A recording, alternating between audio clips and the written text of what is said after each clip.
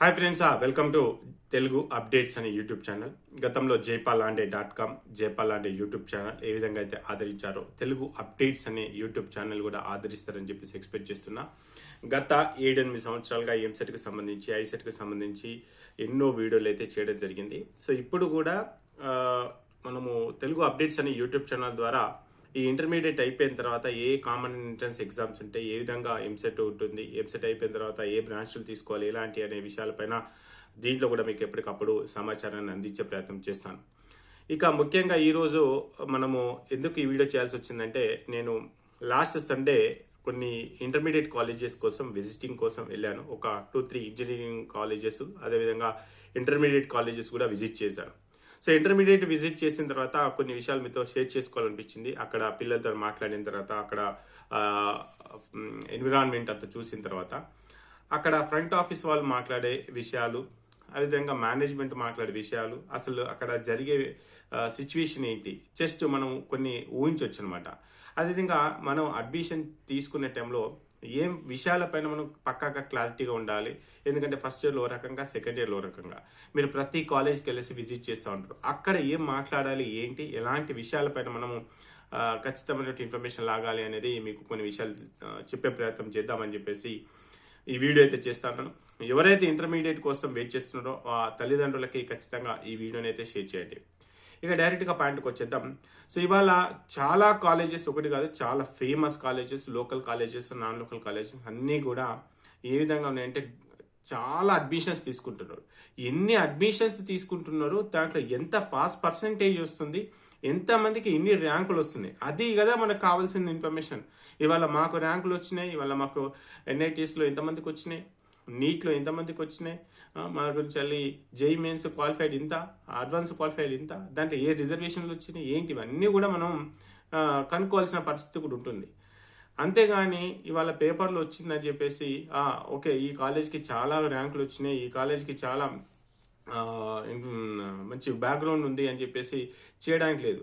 ఎన్ని క్యాంపస్లు ఉన్నాయి, ఆ క్యాంపస్లలో టాప్ సెక్షన్స్ ఏవి, లో సెక్షన్స్ ఏవి, ఆ సెక్షన్స్లో మళ్ళీ ఫ్యూచర్లో అంటే ఫస్ట్ ఇయర్లో ఓ రకంగా, సెకండ్ ఇయర్లో ఓ రకంగా ట్రీట్ చేస్తారా, ఫీ సెక్షన్, ఇవన్నీ కూడా మనం అడగాల్సినటువంటి కొన్ని విషయాలు ఉన్నాయి. అవి మీతోని డిస్కస్ చేద్దామని చెప్పేసి ఈ వీడియో అయితే చేస్తా ఉన్నాను.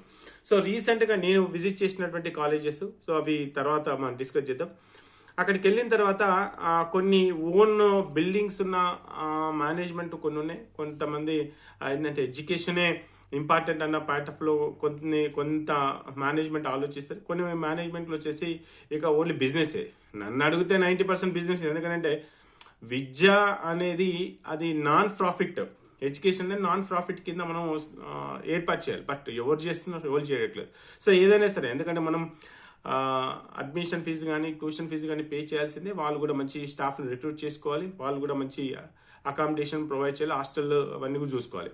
సో ఇవన్నీ కూడా మనం కొన్ని విషయాలు డిస్కస్ చేద్దాం. సో ఫస్ట్ అయితే నేనైతే మీకు చెప్పేది ఒకటే, ఫస్ట్ మీ అబ్బాయి అమ్మాయి హాస్టల్ ఉండగలుగుతారా లేదా, ఫస్ట్ వాళ్ళని కరెక్ట్గా అడిగే ప్రయత్నం చేయండి.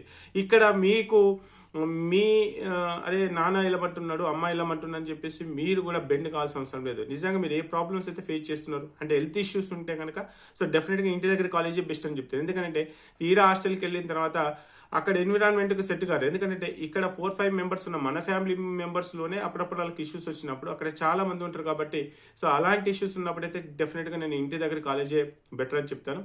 ఇక ఇంటర్మీడియట్లో హాస్టల్ బెస్టా, డే స్కాలర్ బెస్ట్ అంటే నన్ను అడిగితే 2 కిలోమీటర్స్ డిస్టెన్స్ ఉన్నా సరే అండి, మీ పిల్లల్ని హాస్టల్ వేయడం అనేది బెస్ట్. ఎందుకంటే ఇప్పుడు వచ్చిన సోషల్ మీడియాలో వాళ్ళు మార్నింగ్ నుంచి ఈవినింగ్ వరకు అడిక్ట్ అవుతూ ఉంటారు. కాబట్టి సో ఇలాంటి పిల్లల్ని ఖచ్చితంగా మనం ఇంటర్మీడియట్ హాస్టల్లో వేస్తేనే బెస్ట్ అని చెప్పేసి చెప్తాను. ఇక ఇంటర్మీడియట్లో ఖచ్చితంగా, ఎందుకంటే ఆ ఇంటర్మీడియట్ స్టేజ్ అలాంటిది.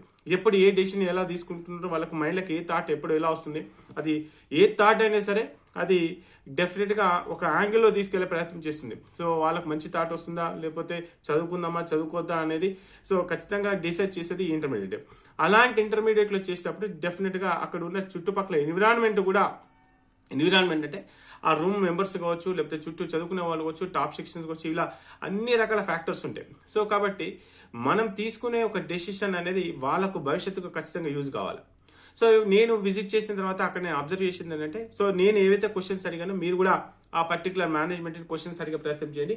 ఫస్ట్ అకామిడేషన్ ఎలా ఉంది, అకామిడేషన్ రూమ్కి ఎంతమంది ఉంటున్నారు, ఆ రూమ్కి లైటింగ్ అవైలబిలిటీ కరెక్ట్ ఉందా లేదా, ఎందుకంటే బయట గాలి కూడా రావాలి. మరి ఆ చుట్టుపక్కల ఇవాళ కొన్ని కాలేజెస్ ఎలా అంటే అపార్ట్మెంట్లలో అక్కడిక్కడ మెయింటైన్ చేస్తున్నారు, రోడ్ సైడ్ ఉంటున్నాయి, డిస్టర్బెన్స్ ఉంటాయి, ఇవన్నీ కూడా చెక్ చేసుకోవాలి.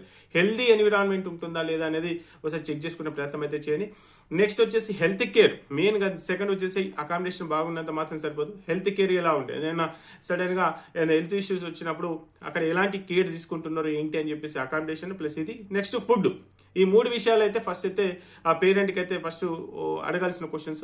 ఫుడ్ ఎలా ఉంది, అవసరం ఉంటే ఒక రోజు వెళ్ళేసి మీరు అక్కడ ఫుడ్ చెక్ చేసుకునే ప్రయత్నం చేయండి. వాళ్ళు కూడా చెప్పండి, సార్ మేము సడన్గా ఏదో ఒక రోజు వచ్చినప్పుడు కూడా ఈ రోజు అయితే మేము ఏ ఫుడ్ అయితే తింటున్నామో మేము ఎప్పుడు విజిట్ చేసినా ఇలాంటి ఫుడ్డే ఉండాలి అని చెప్పేసి డెఫినెట్గా అడిగే ప్రయత్నం చేయండి. ఎందుకంటే దాదాపుగా 2 lakhs 3 lakhs వరకు మనం వెచ్చిస్తున్నాం కాబట్టి డెఫినెట్గా మోమాటం లేకుండా క్వశ్చన్ అడిగే ప్రయత్నం చేయండి. ఎందుకంటే అక్కడ ఫ్రంట్ ఆఫీస్ వాళ్ళు చెప్తూనే ఉంటారు, ఫ్రంట్ ఆఫీస్ వాళ్ళతో కాదు, అక్కడ ఉన్న వార్డెన్స్తో మాట్లాడండి, అక్కడ ఉన్న అటెండర్స్తో మాట్లాడండి, అక్కడ ఉన్నటువంటి స్టూడెంట్స్తోని, అంటే బయటకు వచ్చేసి ఎవరైనా స్టూడెంట్స్ కనిపిస్తే వాళ్ళతో మాట్లాడే ప్రయత్నం చేయండి. నేను కూడా అట్లా కొంతమందితో మాట్లాడాను. ఇక నెక్స్ట్ వచ్చేసి ఇప్పుడు మీరు ఉన్నటువంటి బ్రాంచ్ ఏదైతే ఉందో, ఏదైతే బ్రాంచ్ చూస్ చేసుకుంటున్నారో అక్కడ ఎంత ఎక్స్పీరియన్స్డ్ ఫ్యాకల్టీ ఉన్నారు, ఫిజిక్స్ కావచ్చు, కెమిస్ట్రీ కావచ్చు, మ్యాథ్స్ కావచ్చు. సో ఈ ఎక్స్పీరియన్స్డ్ ఫ్యాకల్టీ త్రూఅవుట్ ఇయర్ వాళ్ళే టీచ్ చేస్తారా, లేకపోతే మధ్యలో ఎవరైనా టీచ్ చేస్తారా, ఇది కూడా. ఎందుకంటే జూనియర్ లెక్చరర్స్, సీనియర్ లెక్చరర్స్ అని చెప్పేసి ఉంటారు. సో ఏదైనా సరే సీనియర్ లెక్చరర్స్ ఒకసారి ఒక ఫిజిక్స్ కనుక స్టార్ట్ చేస్తే ఎండ్ ఆఫ్ ది ఇయర్ వరకు ఆ పర్టికులర్ టీచర్ ఉంటే సో స్టూడెంట్స్కి ఈజీగా అర్థమవుతుంది. అంతేగాని ఆయనకి ఏదో మంచి ప్యాకేజ్ వచ్చేసింది, లేకపోతే వాళ్ళ ఫ్యామిలీ ఎక్కడికో షిఫ్ట్ అయిపోయిన చెప్పేసి ఇలా ప్రతిసారి ఈ టీచర్స్ని చేంజ్ చేస్తే అది డెఫినెట్గా ఇంపాక్ట్ అనేది స్టూడెంట్స్ పైన పడుతుంది. కాబట్టి ఈ విషయాన్ని అయితే ఖచ్చితంగా అడగండి. ఎక్స్పీరియన్స్ ఆఫ్ ఫ్యాకల్టీ, ఆ ఫ్యాకల్టీ త్రూఅవుట్ ఇయర్ ఒకరే ఉంటారా, మల్టిపుల్గా చేంజ్ అవుతారా. దీంతో పాటు వీళ్ళకి ట్యూటర్స్ అంటే so morning sessions theory classes అయిపోతే ఆఫ్టర్నూన్ సెషన్స్లో వాళ్ళకి స్టడీ అవర్స్లో ఎలాంటి టీచర్స్ వస్తున్నారు, వాళ్ళ ప్రాబ్లమ్స్ ఎలా రెక్టిఫై చేస్తున్నారు, స్టడీ అవర్స్ టైం ఎంత, టీచింగ్ టైం ఎంత, సో వాటికి సంబంధించిన ఇన్ఫర్మేషన్ తెలుసుకునే ప్రయత్నం చేయండి. ఇక టీచింగ్ ఎక్స్పీరియన్స్ అయితే మరీ అవసరం కూడా అక్కడ ఉన్నటువంటి టీచర్ డీటెయిల్స్ ఏంటి సార్, ఎందుకంటే మేము ఇంత చెప్తున్నాము, మరి ఏ టీచర్స్ వీళ్ళకి చెప్తున్నారు ఏంటి అని చెప్పేసి డెఫినెట్గా అడగండి. ఒకవేళ మిడిల్ ఆఫ్ ది ఇయర్లో టీచర్ని కనుక చేంజ్ చేసే పరిస్థితి ఏంటి అని చెప్పేసి డెఫినెట్గా క్వశ్చన్ చేసే ప్రయత్నం అయితే చేయండి. ఆల్రెడీ నేను కొన్ని ప్లేస్లో చూశాను, ఎందుకంటే చాలా బ్యాచెస్ ఉంటాయి, అది 1 2 3 4 ఇలా 10-15 సెక్షన్స్ ఉంటాయి. ఆ 10-15 సెక్షన్స్లో ఒక 6 months అయిపోయిన తర్వాత కొన్ని సెక్షన్స్ సపరేట్ చేసేసి ఇంకో కొన్ని సెక్షన్ని సపరేట్ చేసేసి ఆ టాప్ సెక్షన్స్కి ఒక టీచర్ చెప్పేసి మళ్ళీ ఇలా షఫుల్ అవుతూ ఉంటే సో ఎవరైనా సరే, అంటే మంచి మెరిట్ స్టూడెంట్ అయినా లో మెరిట్ స్టూడెంట్ అయినా టీచర్ ఇలా ప్రతిసారి చేంజ్ అవుతే డెఫినెట్గా అది ఇంపాక్ట్ అనేది పడుతుంది. సో కాబట్టి ముందే ఆ టీచర్స్ ఎలా టీచ్ చేస్తున్నా వాళ్ళ ఎక్స్పీరియన్స్ ఏంటి కనుక్కునే ప్రయత్నం అయితే చేయండి. ఇక దీంట్లో ఎంసెట్ దీంతో పాటు ఇటు జేఈఈ మెయిన్స్, నీట్ లాంటి కామన్ ఎంట్రన్స్ ఎగ్జామ్స్ సంబంధించిన కొన్ని ప్యాకేజెస్ ఉంటాయి. ఈ ప్యాకేజెస్లో మనం ఎప్పుడైతే అంటే ఇక్కడ ఏ స్టూడెంట్ వాళ్ళకు ఉన్నటువంటి నాలెడ్జ్ బేస్ చేసుకుని నిజంగా వీళ్ళకి నీట్ సూట్ అవుతుందా, ఎంసెట్ సూట్ అవుతుందా, జేఈఈ మెయిన్స్ క్రాక్ చేయగలుగుతారా లేదా, ఇవన్నీ కూడా కనుక్కొని ఆ స్టూడెంట్కి అక్కడ అంటే యాజ్ ఏ పేరెంట్గా డెఫినెట్గా జేఈఈ మెయిన్స్, జేఈఈ అడ్వాన్స్ ఇలాంటి ఎంట్రన్స్ ఎగ్జామ్స్లో టాప్లో రావాలని చెప్పేసి ఉంటుంది. బట్ అక్కడ స్టూడెంట్ ఎలా ఉన్నాడు దాన్ని బేస్ చేసుకుని వాళ్ళకు కరెక్ట్గా ఎంసెట్లో చేరదామా, లేకపోతే నీట్ లాంటి కోచింగ్ ఇచ్చేద్దామా, లేకపోతే జేఈఈ మెయిన్స్, జేఈఈ అడ్వాన్స్ లాంటి కోచింగ్ ఇద్దామనేది ముందే డిసైడ్ చేసుకునే ప్రయత్నం చేయండి. ఇక దీంట్లో అయిపోయిన తర్వాత, ఎందుకంటే ఇక్కడ కనుక అంటే మనకు ఉన్నటువంటి knowledge only state level, only మన స్టేట్లో సిలబస్ని క్రాక్ చేయగలుగుతాం, ఎంసెట్లో కొత్త బెటర్ కాలేజ్ వస్తాయన్న పాయింట్ ఆఫ్ లో ఆ క్యాండిడేట్ని కనుక జేఈఈ మెయిన్స్, జేఈఈ అడ్వాన్స్లో పెట్టేస్తే ఇక్కడికి అంటే డెఫినెట్గా జేఈఈ మెయిన్స్, జేఈఈ అడ్వాన్స్ కనుక క్రాక్ చేయగలిగితే ఎంసెట్ ఈజీగా క్రాక్ చేయగలుగుతారు. సో నాకు తెలిసిన కొంతమంది సో జేఈఈ అడ్వాన్స్లో ఐఐటి రూట్కి మెకానికల్ సీట్ వచ్చింది, వాళ్ళకి ఎంసెట్లో ర్యాంక్ ఎంత వచ్చింది, 2000, 3000, 1000 కూడా వచ్చేసింది. డెఫినెట్గా ఆ లెవెల్ ఆఫ్ నాలెడ్జ్ ఉన్నప్పుడు ఈజీగా క్రాక్ చేయదు. అలా కాకుండా లేదు యావరేజ్ స్టూడెంట్ ఓన్లీ ఎంసెట్ని క్రాక్ చేయగలిగితే ఎంసెట్ మీద కనుక కాన్సన్ట్రేషన్ చేస్తే డెఫినెట్గా మనకు 5000 బిలో ర్యాంక్, 10,000 బిలో ర్యాంక్ వస్తే రేపు ప్రొద్దున ఇంజనీరింగ్లో బెస్ట్ ఇంజనీరింగ్ కాలేజ్ సీట్ వస్తుంది, రియంబర్స్మెంట్ కూడా వస్తుంది. కాబట్టి నేను ఆ పాయింట్ ఆఫ్ లో మనకు సూటబుల్ ఏంటి, మనకు స్టేట్ కాలేజెస్లో చేరదామా, లేకపోతే ఇలాంటి ఎన్ఐటీలో, అంటే ఆ నాలెడ్జ్ని బేస్ చేసుకుని మీరు అక్కడ జేఈఈ మెయిన్స్కా, జేఈఈ అడ్వాన్స్కా, ఎంసెట్, నీట్ అనేది కరెక్ట్గా ఆ స్టూడెంట్ మీ పిల్లల్ని అవగాహన మీకే ఉంటుంది కాబట్టి సో వాళ్ళని ఒకటికి 2 సార్లు అడిగి సో అది ఆ ఎంసెట్ని కానీ లేకపోతే ఈ సెట్ని కానీ ఆ కోచింగ్ ఇచ్చే మెటీరియల్స్ ఎలా ఉన్నాయి, సో ఓన్లీ టీచింగ్ బోర్డు వరకే ఉంటుంది, ఆ ప్రాక్టీస్ సెషన్స్ ఎలా ఉంటున్నాయి, వీక్లీ ఎన్ని టెస్టులు ఉంటున్నాయి, గ్రాండ్ టెస్టులు ఎలా ఉంటున్నాయి, దాంట్లో ఎప్పటికప్పుడు మాకు ఇన్ఫర్మేషన్ ఇస్తున్నారా, లేకపోతే ట్యాబ్స్ యూజ్ చేస్తున్నారా, ఆన్లైన్ ఎగ్జామ్స్ కండక్ట్ చేస్తున్నారా, మోడ్ ఆఫ్ ఎగ్జామ్ అనేది కూడా చాలా ఇంపార్టెంట్. ఇలా ఎన్ని టెస్టులు పెడుతున్నారు, ఏంటిది, ఎలా కోచింగ్ ఇస్తున్నారు, ఒకవేళ బిలో యావరేజ్ స్టూడెంట్ అయితే ఎలా ఉంటుంది, ఎబో యావరేజ్ స్టూడెంట్ అయితే ఎలా ఉంటుంది, ఎలాంటి కేరింగ్ తీసుకుంటున్నారు అనేది కూడా గుర్తుపెట్టుకోండి. దీంతో పాటు కొన్ని ఇన్స్టిట్యూషన్స్ ఏం చేస్తున్నాయంటే వాస్తవానికి ఇప్పుడు ఉన్నటువంటి రోజుల్లో థియరీ, ఇప్పుడు ఎంసెట్లో ర్యాంక్ ఇంపార్టెంటా, నీట్లో ర్యాంక్ ఇంపార్టెంటా, జేఈమెన్స్ డిఆర్లో ర్యాంక్ ఇంపార్టెంట్, ర్యాంకే ఇంపార్టెంట్.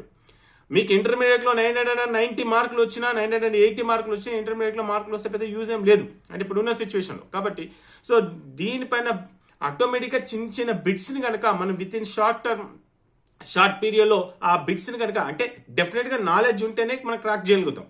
సో కాబట్టి మనకు ఈ మోడ్ ఆఫ్ ప్రిపరేషన్ ఏదైతే మనకు ఎంసెట్, జేఈ మెయిన్స్, నీట్ లాంటి ఎగ్జామ్స్కి ప్రిపేర్ అవుతున్నారో డెఫినెట్గా వాళ్ళు ఈ థియరీ పార్ట్ ఏదైతే ఉందో, ఐపీ పార్ట్ ఏదైతే ఉందో 1-2 monthsలో కంప్లీట్ చేస్తున్నారు. సో కాబట్టి ఇన్ ద స్టార్టింగ్ డే అంటే ఇంటర్మీడియట్ ఎప్పుడైతే మీరు జాయిన్ అవుతున్నారో స్టార్టింగ్ డే నుంచే వాళ్ళు ఫోకస్ అంతా కూడా వాళ్ళు ఎంచుకున్నటువంటి ఆ ఎంట్రన్స్ ఎగ్జామ్ మీద ఫోకస్ చేసుకుంటూ అక్కడ ఉన్న సిలబస్ని కవర్ చేసుకుంటూ అక్కడ ఉన్నటువంటి ప్యాటర్న్ని కవర్ చేసుకుంటూ ఏ విధంగా వాళ్ళు ప్రిపరేషన్ చేస్తున్నారు, ఏ విధంగా టీచ్ చేస్తున్నారు అనేది కూడా ఖచ్చితంగా అడిగి తెలుసుకునే ప్రయత్నం అయితే చేయాల్సిందే.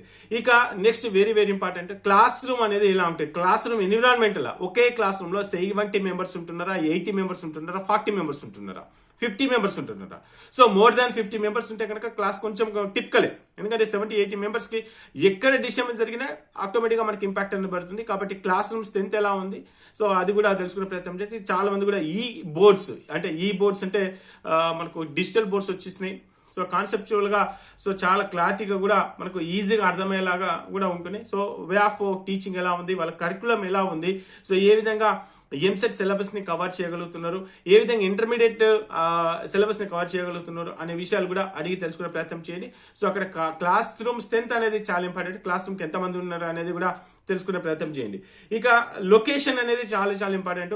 డిస్టర్బెన్స్డ్ లొకేషన్ ఉందా, లేకపోతే ఒక మంచి హెల్దీ ఎన్విరాన్మెంట్ ఉందా. ఎట్లాగో హాస్టల్ వేస్తున్నాం, ఇంటి దగ్గరైనా హాస్టలే లేకపోతే దూరమైన హాస్టల్, కాబట్టి ఒక మంచి ఎన్విరాన్మెంట్ ఉన్నటువంటి హాస్టల్ కనుక వేసినట్లయితే సో ఏదైనా ఫస్ట్ మైండ్కి పీస్ఫుల్ ఉండాలి.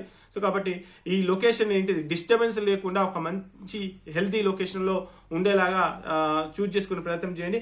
ఇక నేను మళ్ళీ చెప్తున్నాను, ప్రతి కాలేజీకి వెళ్ళగానే మొత్తం అక్కడ మాకు జేఈ మెయిన్స్లో ఎన్ని ర్యాంకులు వచ్చినాయి, జే అడ్వాన్స్లో ఎన్ని వచ్చినాయి, నీట్లో ఎన్ని వచ్చినాయి, ఇంతమంది యూనివర్సిటీలో టాప్ యూనివర్సిటీలో చేరారు అని చెప్పేసి మొత్తం బోర్డుల మీద బోర్డు పెడతారు.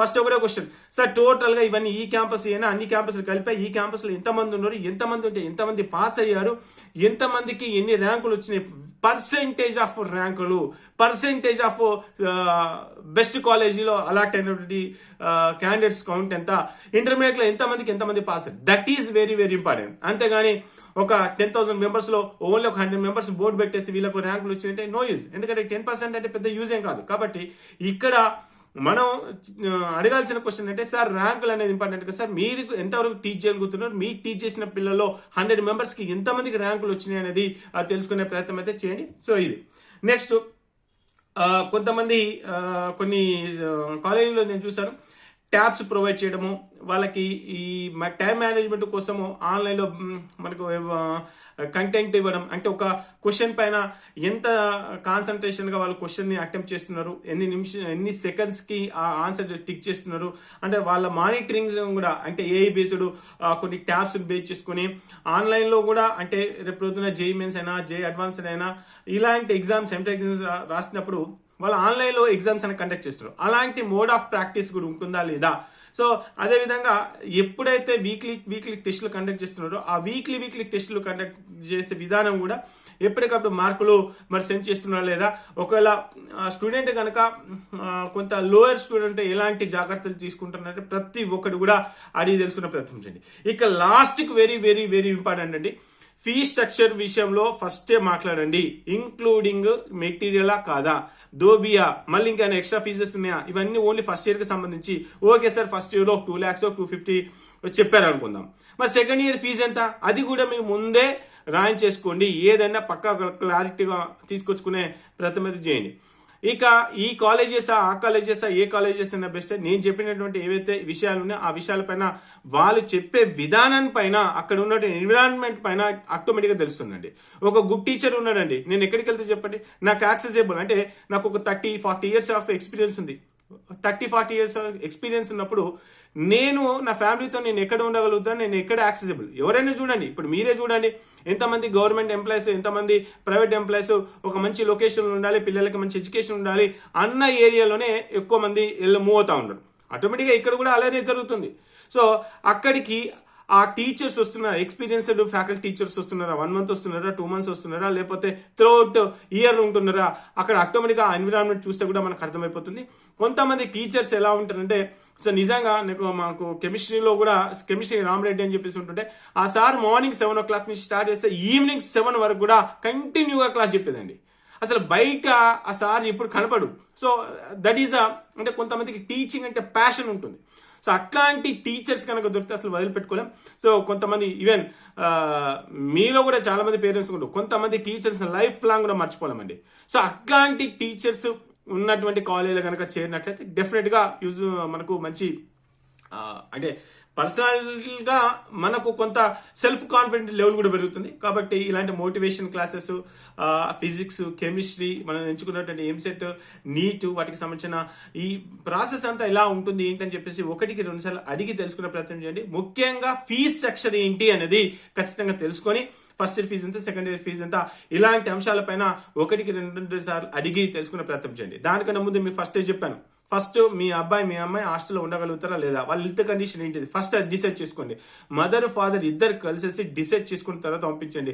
ఎందుకంటే వెరీ రేర్ కేసెస్ అండి, ఒక 1 to 3% అక్కడికి వెళ్ళిన తర్వాత ఇలాంటి ఇష్యూస్ అలాంటి ఇష్యూస్ అని చెప్పేసి బాధపడే వాళ్ళు కొంతమంది ఉంటారు. కాబట్టి నేను పదే చెప్తున్నాను. సో ఇది మొత్తం అయితే ఇంటర్మీడియట్ లో జాయిన్ అయ్యే ముందు తీసుకోవాల్సినటువంటి జాగ్రత్తలు. సో నాకు తెలిసిన విషయాలు ఇంకా ఉంటే ఫ్యూచర్ లో ఖచ్చితంగా మీతో షేర్ చేసుకునే ప్రయత్నం చేస్తాను. సో ఎప్పటికప్పుడు మన ఛానల్కి సంబంధించి ఎంసెట్ కావచ్చు, ఐసెట్ కావచ్చు, ఈసెట్ కావచ్చు, నీట్ కావచ్చు, ఇలా ప్రతి ఒక్క ఇన్ఫర్మేషన్, ఇంజనీరింగ్ కాలేజ్కి సంబంధించి అడ్మిషన్స్ లో వాళ్ళకి కట్ ఆఫ్స్, ఎన్ఐటీల cut offs, IIT cut offs, గత 5-6 సంవత్సరాలుగా నాకున్న ఎక్స్పీరియన్స్ అంతా కూడా jpalantre.com లో ఏ విధంగా సర్వీసెస్ అందించానో అంత మించినటువంటి సర్వీసెస్ అన్ని కూడా ఈ తెలుగు అప్డేట్స్ యూట్యూబ్ ఛానల్ నుంచి మీకు ఖచ్చితంగా అప్డేట్ చేసే ప్రయత్నం అయితే చేస్తాను. ఇది ఇవాళ వీడియో. ఈ వీడియో మీకు నచ్చితే ఖచ్చితంగా లైక్ చేసి, ఎవరైతే ఇంటర్మీడియట్ కోసం పేరెంట్స్ వెయిట్ చేస్తున్నారో వాళ్ళందరికీ కూడా ఈ వీడియోని షేర్ చేయండి. ఓకే ఫ్రెండ్స్, జై హింద్.